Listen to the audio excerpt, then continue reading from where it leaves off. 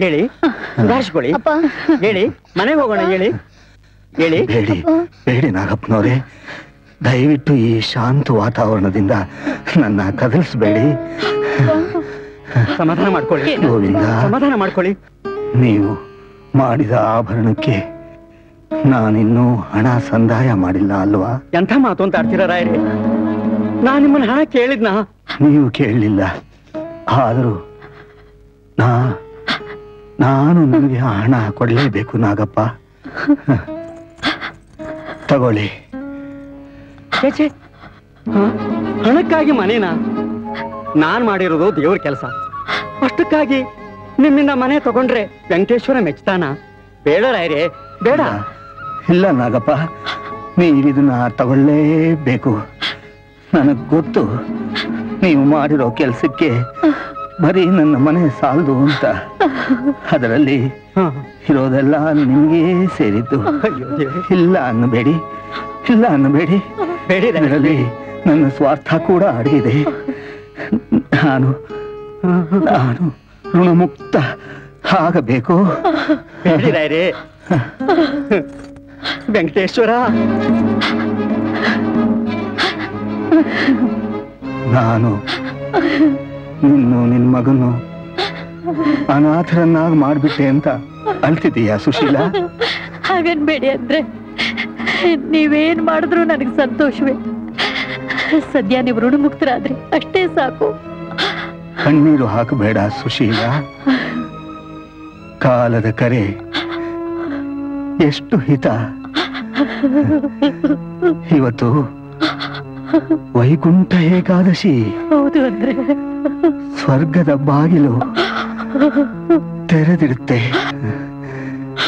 ಇದು ನನ್ನ ಪುಣ್ಯ. ನಾನೇ ಧನ್ಯ. ಶ್ರೀನಿವಾಸ, ಶ್ರೀನಿವಾಸ, ಏನಪ್ಪ? ಹೋಗಿ ದೇವರ ತೀರ್ಥ ತಗೊಂಡು ಬಾಪ್ಪ. ಆಯ್ತಪ್ಪ. ಹೋಗಪ್ಪ. ಗೋವಿಂದ.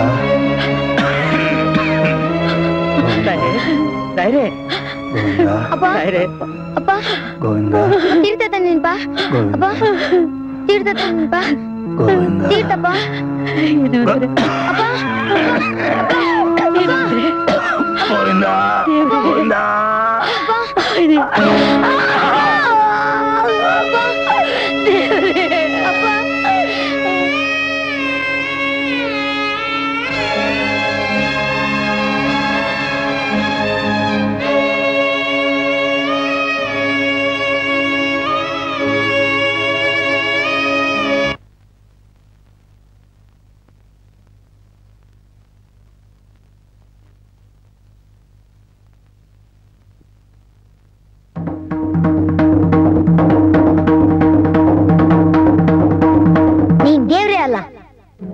ನಮ್ಮಪ್ಪ ನಿನ್ನ ಎಷ್ಟು ಭಕ್ತಿಯಿಂದ ಪೂಜೆ ಮಾಡಿದ್ರು, ನಿನ್ನ ಹೆಸರಿನಲ್ಲಿ ಎಷ್ಟು ದಾನ ಮಾಡಿದ್ರು, ಆದ್ರೂ ನಿನ್ ಕರ್ಣೆ ಬರಲಿಲ್ಲ.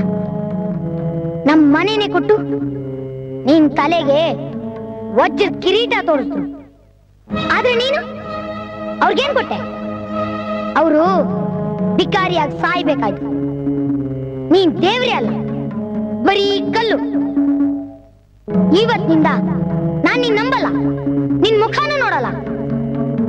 ನಿನ್ ಸಹಾಯ ಇದೆ ಸ್ವಂತವಾಗಿ ಕಷ್ಟಪಟ್ಟು ಮುಂದೆ ಬರ್ತೀನಿ.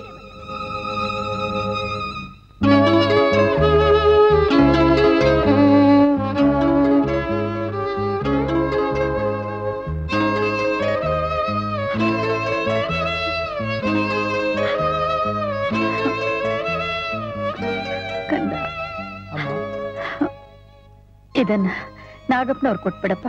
ಆಯ್ತಮ್ಮ.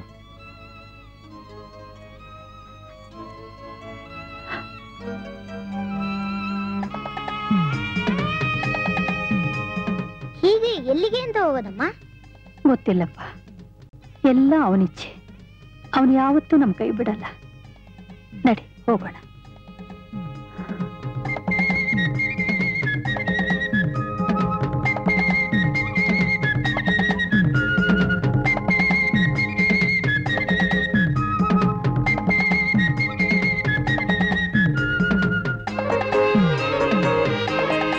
ನೋಡಿ ಆ ಸುಶೀಲಮ್ಮನ್ ಸ್ಥಿತಿ. ಇವತ್ತು ಅವ್ರೊಬ್ಬ ಮಗನ್ ಸಾಕಿ ಓದ್ಸೋಕೋಸ್ಕರ ಈ ಕೆಲ್ಸ ಎಲ್ಲ ಮಾಡ್ಬೇಕಾದ ಗತಿ ಬಂತು. ಏನೇ ಆದ್ರೂ ಅವ್ರ ಧೈರ್ಯ ಮೆಚ್ಚಬೇಕಾದ್ದೆ.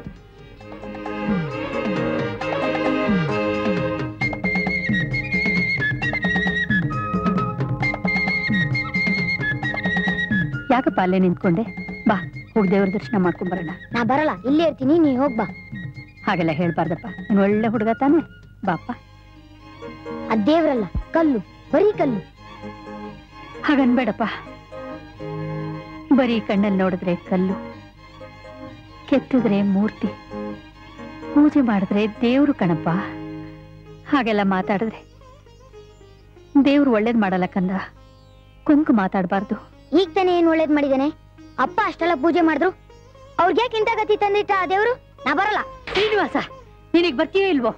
ಅಮ್ಮ, ಯಾಕಮ್ಮ ಅವ್ನು ಹೊಡಿತೀರಾ? ದೇವ್ರ ಮೇಲೆ ಭಕ್ತಿನ ಬಲವಂತವಾಗಿ ಬರೆಸ್ಬಾರ್ದು. ಇವತ್ತಲ್ಲ ನಾಳೆ ಅವನಿಗೆ ದೇವ್ರ ಮೇಲೆ ಭಕ್ತಿ ಬಂದೇ ಬರುತ್ತೆ. ನೀವು ನಡೀರಿ, ದೇವ್ರ ದರ್ಶನ ಮಾಡೋರಂತೆ.